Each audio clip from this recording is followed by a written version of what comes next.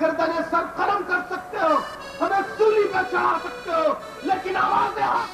جو ہم بلند کر رہے ہیں اس سے تم ہمیں ہرگز روک نہیں سکتے ہو، نہیں۔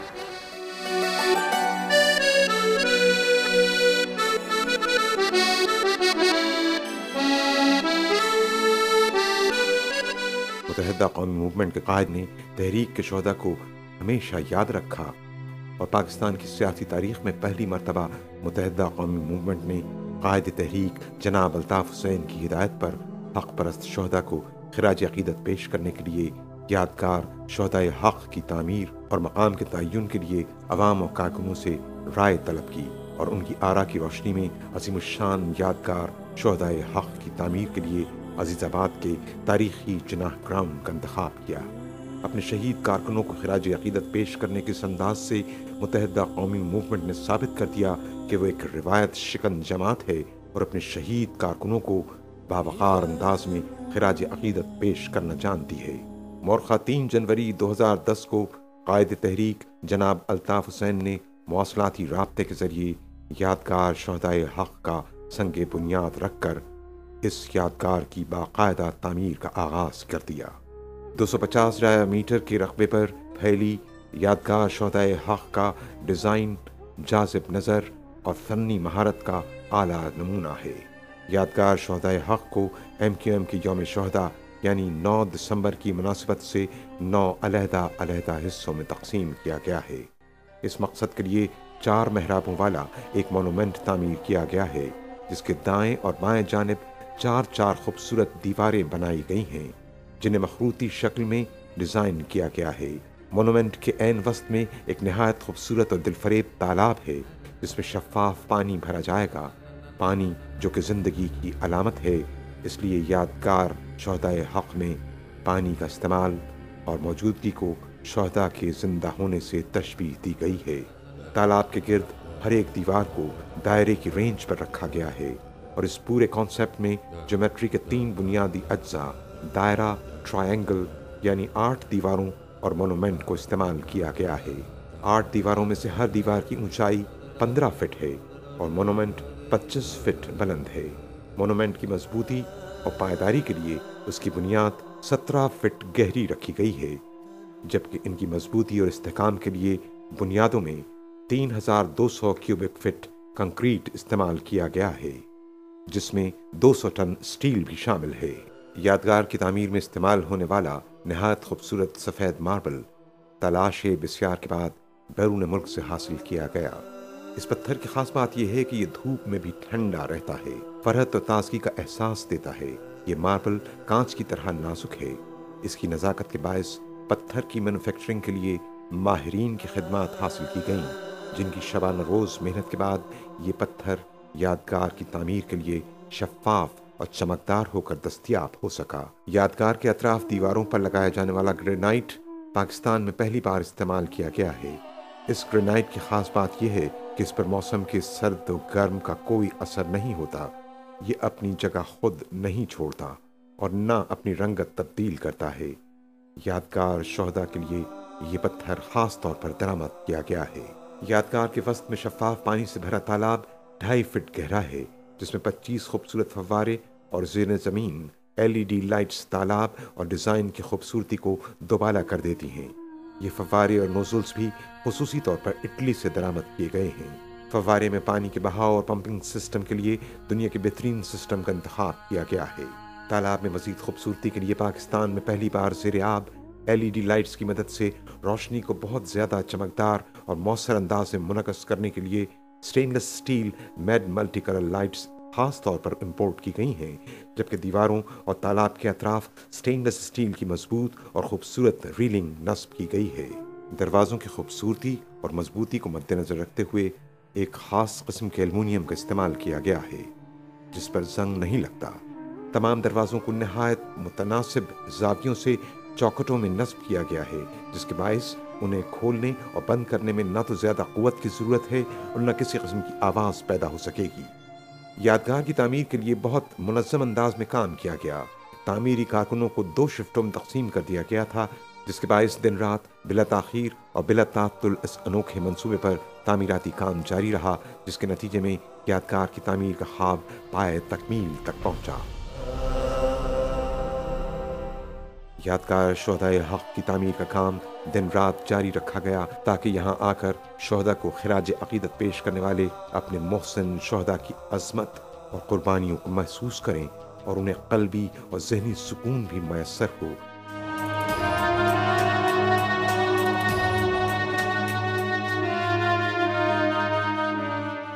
شہیدوں کی قربانیوں کی داستان پوری دنیا کے سامنے ہے اور کوئی ان عظیم قربانیوں کو فراموش نہیں کر سکتا، کیونکہ جو قومیں اپنے شہداء کی قربانیوں کو فراموش کر دیتی ہیں وہ تاریخ سے حرف غلط کی طرح مٹ جاتی ہیں۔ شہیدوں کی جان کا نذرانہ قوم کے لیے وہ عظیم سلسلہ ہوتا ہے جس کا تسلسل ہمیشہ عظیم انقلاب کا اہم سنگ میل ثابت ہوتا ہے۔ انشاءاللہ حق پرست شہداء کی قربانیاں رنگ لائیں گی اور حق پرستی کی یہ جدوجہد اپنی منزل پر ضرور پہنچے گی۔ آئیے ہم عہد کریں کہ اس عظیم یادگار شہدائے حق پر آئیں تو اپنے شہیدوں کے بلند درجات کے لیے بارگاہ خداوندی میں ہاتھ اٹھا کر دعا کریں اور اپنے شہداء کی ارواح کو گواہ بنا کر عزم کریں کہ ناصر حسین شہید اور عارف حسین شہید سمیت تمام شہدائے حق ہم سب بھی تمہارے نقش قدم اور قائد تحریک جناب الطاف حسین بھائی کے فکر و فلسفے اور سچائی کے راستے پر چلتے ہوئے بڑی سے بڑی قربانی سے دریغ نہیں کریں گے۔ آمین۔ آج متحدہ قومی موومنٹ کا یوم تاسیس بھی ہے۔ یوم تاسیس آپ سب کو مبارک ہو۔ آپ کو بھی بہت مبارک ہو بھائی۔ عزیز تحریک ساتھیوں، میری ماں بہنوں، میں سب سے اپیل کرتا ہوں کہ جہاں کہیں جب کبھی آپ ایم کیو ایم کی تاریخ کو نئے لوگوں تک بیان کریں تو شہداء کی جو قربانیاں ہیں اس کا تذکرہ لازماً کیا کریں، کیونکہ جو محروم و مظلوم اقوام اپنی تحریک کے شہداء کو، ان کی قربانیوں کو بھول جاتی ہیں، دنیا اس تحریک کو بھول جاتا ہے، زمانہ اور دنیا انہیں بھول جاتی ہے۔ آج کی اس تقریب میں، یادگار شہداء کی افتتاحی تقریب میں اور ایم کیو ایم کے 13ویں یوم تاسیس کے موقع پر موجود میری ساتھیوں، میں کس شہید کا نام لوں؟ آپ سب کو جو تحریک سے مخلص ہیں، ان سب کو اب یعنی آج کی اس تقریب کے بعد یہ ان پر ایک طرح کا تحریکی فرض بنتا ہے، شہدائے حق کی جو یادگار کا افتتاح ہونے جا رہا ہے، اسے بھی اگر شہدائے حق، شہدائے ایم کیو ایم کو خراج عقیدت پیش کرنا ہو تو یہ یادگار شہداء کی ہمارے لیے اتنی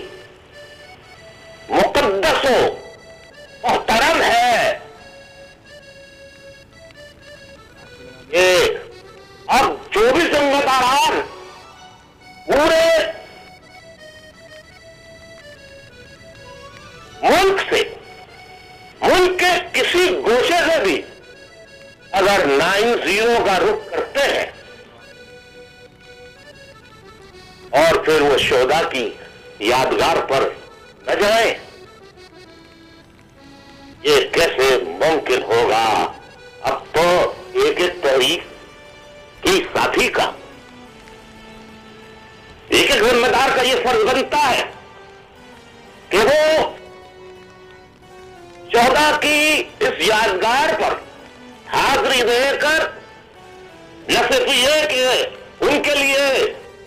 ان کے درجات کی بلندی کے لیے دعائیں خیر کریں،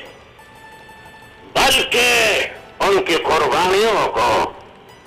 دل کی گہرائیوں سے ماریں۔ شہداء کی اس یادگار کے افتتاح کے موقع پر MQM دشمن عناصر کو جو دل واسطہ یا بلا واسطہ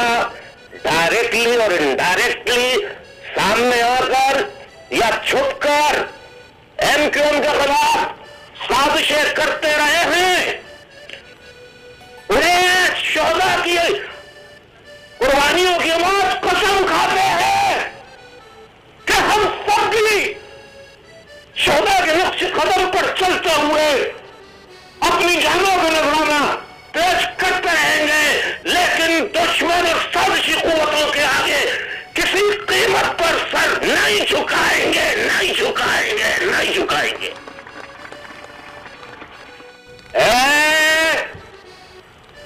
شہدائے حق، تمہیں الطاف حسین سمیت ایک ایک ذمہ دار، ایک ایک تحریکی ساتھی تمہاری قربانیوں کو بلاب تحسین پیش کرتا ہے،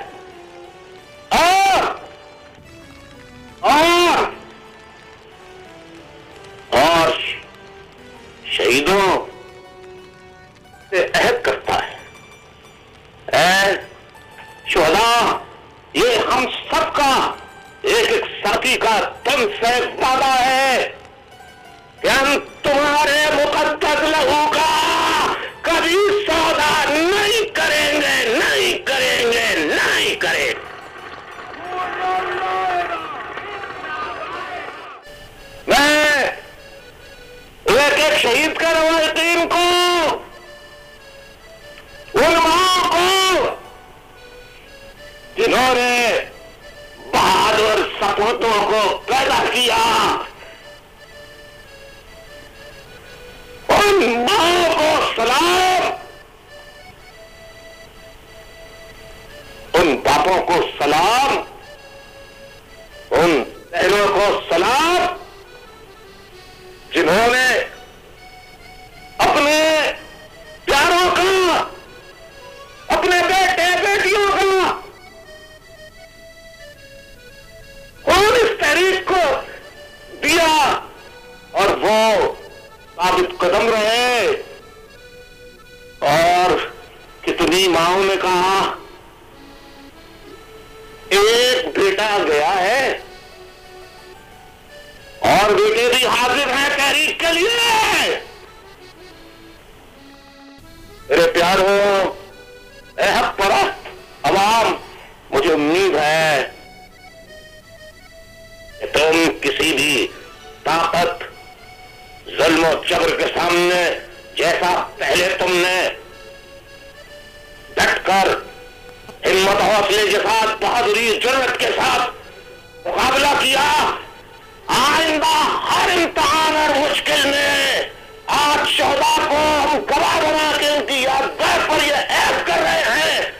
کہ ہم کسی ظلم و جبر کے سامنے نہ پہلے جھکے تھے، نہ اب جھکے ہیں، نہ کل جھکیں گے۔ ہم اپنی گردنیں کٹا سکتے ہیں مگر ظالم و جابر کے آگے جھکا نہیں سکتے، نہیں سکتے، نہیں سکتے۔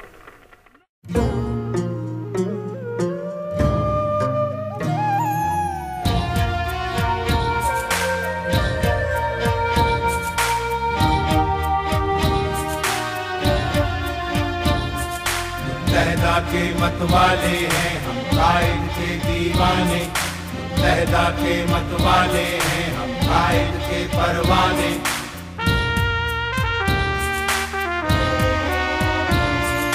हम अपनी राह पे डटे रहेंगे, लहू का सौदा नहीं करेंगे, लहू का सौदा नहीं करेंगे, लहू का सौदा नहीं करेंगे। हम अपनी राह पे डटे रहेंगे, लहू का सौदा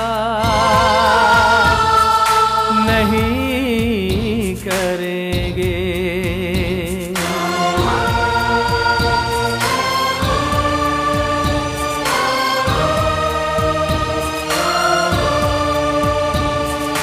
लहदा के मतवाले हैं हम कायद के दीवाने, लहदा के मतवाले हैं हम कायद के परवाने।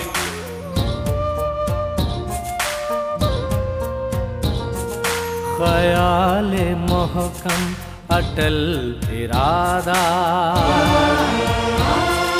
वफा की राहों में बेमहावा, सदाकतों का अलम उठाए रवां है अब हम नहीं रुकेंगे, सदाकतों का अलम उठाए रवां है अब हम नहीं रुकेंगे, लहू का सौदा नहीं करेंगे, लहू का सौदा नहीं करेंगे, नहीं करेंगे, लहू